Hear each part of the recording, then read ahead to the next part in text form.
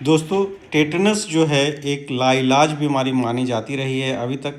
लेकिन अभी हम लोगों ने एक प्रोटोकॉल डेवलप किया है जिसको फॉलो करके आप सीवियर से सीवियर केस ऑफ टेटनस का इलाज कर सकते हैं। जैसा कि यहाँ आप देख सकते हैं कि ये बफलो काफ लगभग 14 दिन के इलाज के बाद किस तरह से दौड़ लगा रही है।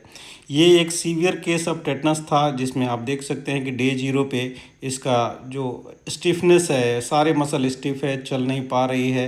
लेट जाती है तो चारों पैरों को फैला कर रखती है, कान बिल्कुल खड़ा है, हैंड पंप की तरह उसका टेल है। ये सारे इंडिकेट करते हैं कि इस काफ में टिपिकल टेटनस का बीमारी है, जो उसके टुंडी पे एक घाव होने के चलते हुआ था, यानी नेवल वुंड होने के चलते हुआ था। जब इसका हम लोगों ने इलाज किया तो ये 7वें दिन पे काफ़ी इम्प्रूव हो गई थी। लेकिन यहाँ आप देख सकते हैं कि इसका पिछला जो पैर है वो बिल्कुल स्टिफ है 7 दिन के इलाज के बाद भी।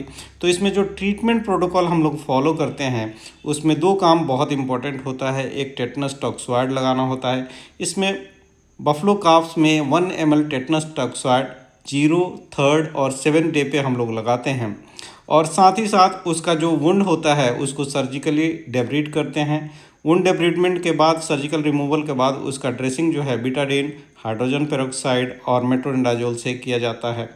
ये 2 काम बहुत इंपॉर्टेंट है। इसके साथ में हम लोग मसल रिलैक्सेंट देते हैं। मसल रिलैक्सेंट के लिए यहाँ पे आप डायज़ेपाम का इस्तेमाल कर सकते हैं। टेटनस के बैक्टीरिया को किल करने के लिए जो एंटीबायोटिक सेलेक्ट किया जाता है वो पेनिसिलिन होता है। तो पेनिसिलिन को आपको हाई डोज में देना होता है। 50,000 यूनिट पर केजी बॉडी वेट के हिसाब से आपको इसमें पेनिसिलिन लगाना होता है। साथ ही साथ आप मेट्रोनिडाजोल अगर इंट्रावेनस ऐड कर लेते हैं तो रिकवरी के चांसेस बढ़ जाते हैं।